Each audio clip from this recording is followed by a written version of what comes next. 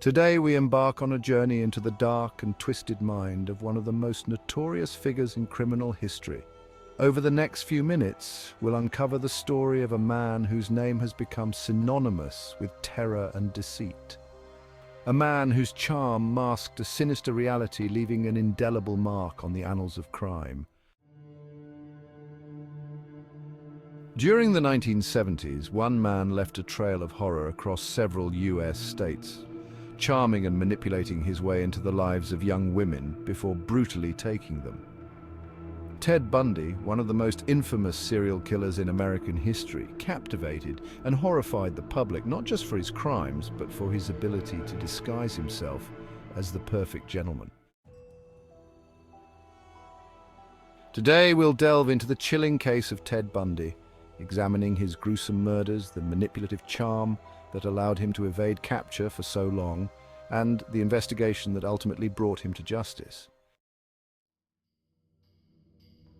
Ted Bundy was born on November 24, 1946, in Burlington, Vermont. Raised by his grandparents, he grew up believing they were his parents, and that his biological mother was his sister. This early deception would foreshadow the complex web of lies and deceit that Bundy would weave throughout his life. As a young man, he was described as intelligent, articulate, and charming, traits that he would later use to mask his dark impulses. But beneath this facade lay a deeply disturbed individual. Bundy's early life was marked by a series of petty crimes, but it wasn't until his early 20s that his true nature began to emerge.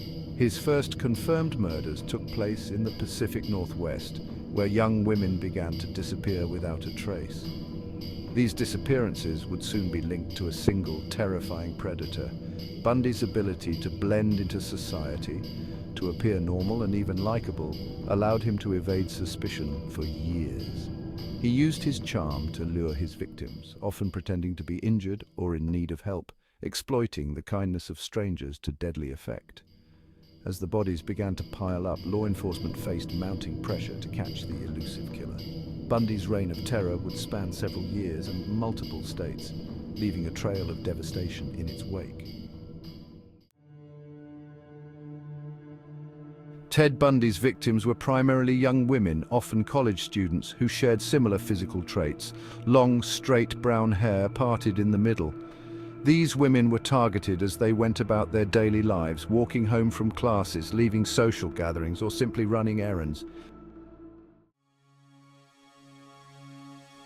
The 1970s were a time of cultural change and growing awareness of crime in America. Amidst a backdrop of growing independence for women, Bundy's ability to lure young, trusting women with his charming persona played on both the naivety of the time and the lack of public understanding about serial killers.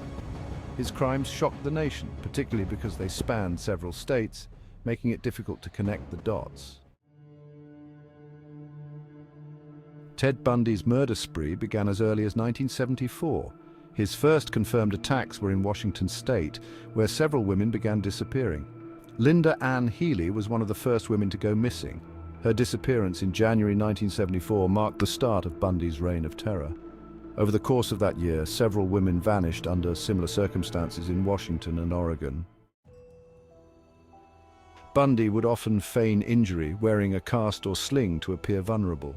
He approached women in public places, asking for help carrying books or loading something into his car. Once they were close enough, he would overpower and abduct them, taking them to secluded areas where he would rape and kill them. Bundy was known to revisit the bodies of his victims, engaging in necrophilia and mutilating the corpses.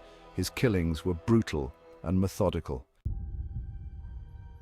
As Bundy grew more confident, his attacks became bolder. In July 1974, in broad daylight at Lake Sammamish State Park in Washington, Bundy abducted two women, Janice Ott and Denise Naslund, within hours of each other. Several witnesses recalled a man named Ted with his arm in a sling, but at the time the idea of such a charismatic individual being responsible for such atrocities seemed unimaginable. The investigation into the disappearances was extensive and relentless. For several months, authorities pieced together clues, hoping to find a pattern that would lead to the perpetrator. They interviewed witnesses, gathered evidence, and analyzed crime scenes meticulously. Despite their best efforts, the identity of the killer remained a mystery. The fear and tension in the affected communities grew as more young women went missing without a trace. As the number of disappearances mounted, law enforcement agencies across multiple states began to collaborate. Investigators in Washington, Oregon, Utah, and Colorado realized they were dealing with the same killer. Witnesses provided descriptions of a handsome young man who called himself Ted, and they noticed similarities in the victims' appearances. The elusive nature of Bundy made the investigation extremely challenging.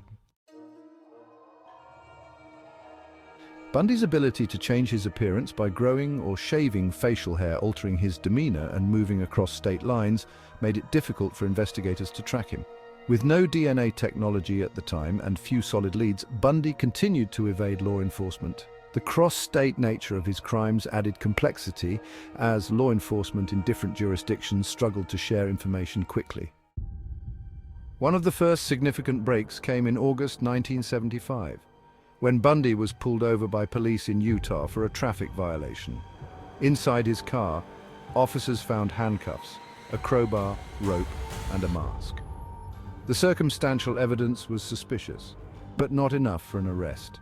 However, Carol Duronch, a woman who had narrowly escaped Bundy's clutches in Utah earlier that year, identified him in a lineup as her attacker. This marked the beginning of Bundy's unraveling. Theories and speculations around Ted Bundy's motives and psychological profile have been the subject of intense scrutiny and debate. Experts have pondered what could drive a seemingly normal individual to commit such heinous acts. Was it a result of childhood trauma, an innate predisposition to violence, or perhaps a combination of both? Bundy himself provided conflicting accounts, sometimes claiming he was driven by an uncontrollable force, other times denying any wrongdoing. The complexity of his character has left many questions unanswered, leaving room for endless theories and speculations. One of the most chilling aspects of Ted Bundy's story is his ability to lead a double life. Outwardly, he appeared as an educated, attractive, and well-spoken man, studying law and working on political campaigns. Friends and acquaintances described him as charming and intelligent, making it all the more shocking when his dark side was revealed. Experts later diagnosed Bundy with psychopathy, a personality disorder marked by a lack of empathy, guilt, and remorse. Bundy's ability to charm and manipulate his victims, his colleagues, and even the court system is now seen as classic psychopathic behavior. Bundy himself described a deep, insatiable compulsion to kill, an addiction that drove him to murder.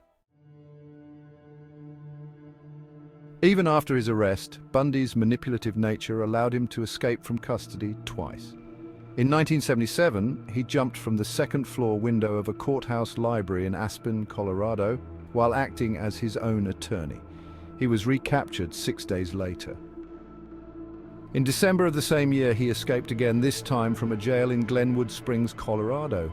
Bundy fled to Florida, where he committed his final and perhaps most brutal attacks. In recent years, new information and forensic techniques have continued to shed light on Bundy's crimes. Advances in DNA technology have linked him to additional murders, confirming suspicions that his victim count was far higher than initially believed. Documentaries, books, and even films have kept the public's fascination with Bundy alive, examining his life and crimes from multiple angles. Researchers and psychologists continue to study his behavior, hoping to understand the mind of a killer and prevent future tragedies. The legacy of Ted Bundy remains a chilling reminder of the darkness that can reside within a seemingly charming exterior. In January 1978, Bundy attacked 4 young women at Florida State University's Chi Omega sorority house, killing 2 of them, Lisa Levy and Margaret Bowman, before brutally beating 2 others. Just weeks later, Bundy abducted and murdered 12-year-old Kimberly Leach. The nationwide manhunt culminated in Bundy's capture on February 15, 1978, after he was stopped by police in Pensacola, Florida. He gave them a fake name, but his stolen car tied him to the crimes. Ted Bundy's trial in Florida in 1979 was a media spectacle.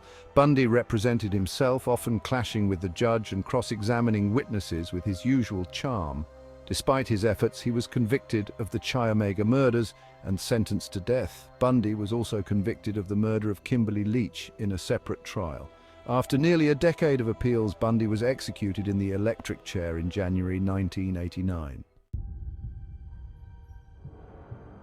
Decades after his death, Ted Bundy's crimes continue to captivate the public. His charismatic persona, his ability to manipulate, and the brutality of his crimes have been the subject of numerous books, documentaries, and films, including the 2019 film Extremely Wicked, Shockingly Evil and Vile.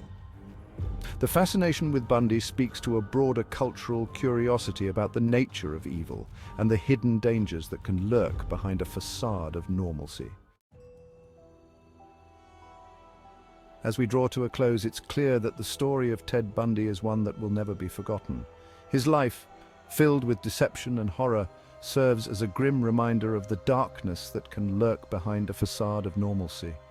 Through examining his actions, we gain insights not only into his twisted psyche, but also into the vulnerabilities that allowed him to exploit so many. The case of Ted Bundy remains one of the most notorious in American history. His ability to manipulate both his victims and those around him, combined with the sheer brutality of his crimes, has left a lasting legacy. Despite his outward charm and intelligence, Bundy's dark nature ultimately led to the deaths of dozens of young women and girls. What are your thoughts on the case of Ted Bundy? How do you interpret his ability to lead a double life? Share your insights and theories in the comments below. If you found this deep dive into one of history's most chilling criminals fascinating, don't forget to like, subscribe, and hit the bell icon to stay updated on our latest true crime investigations. Join us next time as we explore the disappearance of Madeleine McCann, an ongoing mystery that continues to baffle investigators and captivate the public over a decade later. Could new developments finally solve the case?